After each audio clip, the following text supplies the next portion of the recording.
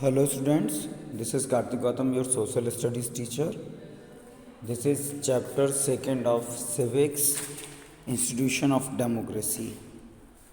In first chapter, we read about the democracy and the other forms of the government.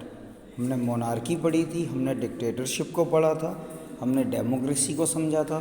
Democracy को समझने के बाद हमने समझा था कि डेमोक्रेसी किस तरह से वर्क करती है, what are the functions of the democracy, and we also read about the constitution, fundamental rights and inequality. Inequality का मतलब हमने समझा था कि जिन बेसिस पर लोगों के साथ क्या होता है, भेदभाव होता है, सेग्रीगेशन होता है, तो हमने उनको भी समझा था। और हमने समझा था कि कॉन्स्टिट्यूशन में क्या है, सेग्रीगेशन जो डिस्क्रिमिनेशन है उसको क्या है, उसके लिए लॉ बनाए गए हैं कि इंसान को ऐसा नहीं करना है। अब इस चैप्टर में हमें क्या पढ़ना है, इंस्टीट्यूशन ऑफ डेमोक्रेसी, मतलब जो डेमोक्रेसी है वो चलती कैसे है। तो थोड़ा सा हम चैप्टर 1 को रिकॉल करेंगे। रिकॉल का मीन थोड़ा सा याद करेंगे कि क्या क्या हुआ था।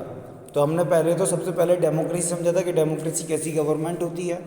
डेमोक्रेसी के अलावा हमने अदर्स गवर्नमेंट समझी थी, मोनार्की, डिक्टेटरशिप और डेमोक्रेसी। फिर हमने समझा था कि डेमोक्रेसी वर्क कैसे करती है। तो हमें पता चला था क्या कि एक गवर्नमेंट ऐसी होती है जिसमें लोग वोट्स करते हैं, अपने रिप्रेजेंटेटिव सिलेक्ट करते हैं। जब रिप्रेजेंटेटिव मेजॉरिटी में होते हैं तो वो गवर्नमेंट बनाते हैं, और गवर्नमेंट क्या करती है, लोगों के लिए लॉ बनाती है, उन्हें एग्जीक्यूट करती है और कंट्री रन करती है, मतलब देश ग्रोथ की तरफ बढ़ता है। In chapter 2 the chapter name is institution of democracy. What the meaning of institution of democracy. Democracy का मीनिंग आपको पता है, what the meaning of institution. So institutions are basically a group that work for a particular subject. किसी विशेष काम को जो लोग करते हैं ना, जैसे इंस्टीट्यूशन है, एजुकेशनल इंस्टीट्यूशन है, तो एजुकेशनल इंस्टीट्यूशन क्या करेगा, एजुकेशन देगा। मैनेजमेंट इंस्टीट्यूशन क्या करेगा, मैनेजमेंट सिखाएगा, ठीक है ना। फार्मिंग इंस्टीट्यूशन है, क्या सिखाएगा, फार्मिंग करना लोगों को सिखाएगा। तो डेमोक्रेटिक इंस्टीट्यूशन है, वो डेमोक्रेसी को कैसे रन करना है ये सब सिखाएंगे। तो ये सब हमें पढ़ना है। The first topic in this chapter is universal adult franchise. So what is the universal adult franchise. Actually जिस कंट्री में सारे लोगों को राइट्स होता है क्या देने का, वोट्स देने का, उसको कहा जाता है यूनिवर्सल एडल्ट फ्रेंचाइजी। हमारे यहाँ एडल्ट्स की एज कितनी मानी जाती है, 18। इससे पहले कितनी मानी जाती थी, 21। मतलब पहले क्या था, 21 एज के लोग ही वोट दिया करते थे, और अब जो 18 एज क्रॉस कर लेते हैं और उनका नाम वोटर लिस्ट में होता है, तो वो लोग क्या करते हैं, रिप्रेजेंटेटिव इलेक्ट करने के लिए वोट्स देते हैं। अब यूनिवर्सल एडल्ट फ्रेंचाइजी आई कहाँ से। एक्चुअली क्या है, हमने पढ़ा था कि बहुत सारी कंट्रीज़ में डेमोक्रेसी आ चुकी थी, जैसे अमेरिका में, लेकिन वहाँ पे यूनिवर्सल एडल्ट फ्रेंचाइजी नहीं थी। वहाँ जो अफ्रीकन अमेरिकन्स थे उनको वोट देने के राइट्स नहीं थे। अफ्रीका में हमने आपको बताया था कि अपार्थाइड चल रहा था, कलर के बेस पर डिस्क्रिमिनेशन लोगों का होता था। वाइट पीपल अलग रहा करते थे, ब्लैकीज़ अलग रहा करते थे, और ब्लैकीज़ को सरप्रेस किया जाता था, ठीक है ना।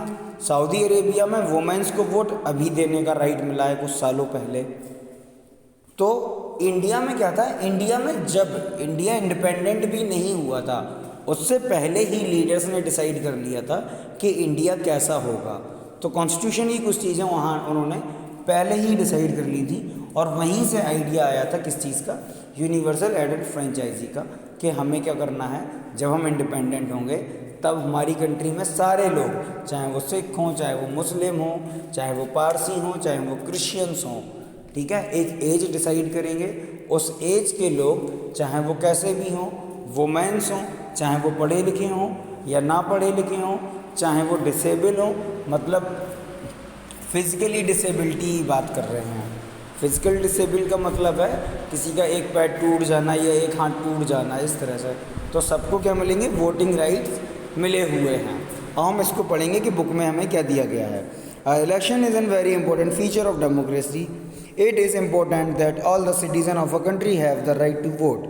This is ensured by a system called universal adult franchisee, which means that all the adult citizens of country above 18 years of age have the right to vote. No discrimination is made on the basis of education, race, caste, religion, whether poor or rich, educated or uneducated, differently abled, man and woman, belonging to dominant classes or subordinate classes. Thus, universal adult franchises is one of the most important characteristics of democracy. तो अभी ये पढ़ने के बाद आपको समझ में आ गया होगा कि सर ने हमको पहले ही बता दिया है कि यूनिवर्सल एडल्ट फ्रेंचाइजी क्या होती है, जहाँ पे क्लास के बेस पर, कलर के बेस पर, कास्ट के बेस पर, रिलीजियन के बेस पर, एजुकेशन और नॉन एजुकेशन के बेस पर कभी भी डिस्क्रिमिनेशन नहीं होता। सबको वोटिंग राइट मिला है और सबका वोट क्या माना जाएगा, एक वोट माना जाएगा। तो हमको एक चीज़ और याद रखनी है, क्या? One vote one value one person, one person one vote one value. एक इंसान को एक वोट करना है और एक वोट की वैल्यू वन है। समझ में आया? तो सबको पार्टिकुलर क्या मिला है, वोटिंग का राइट मिला है और इसको ही कहा जाता है यूनिवर्सल एडल्ट फ्रेंचाइजी। ये हमारा क्लियर हो गया है।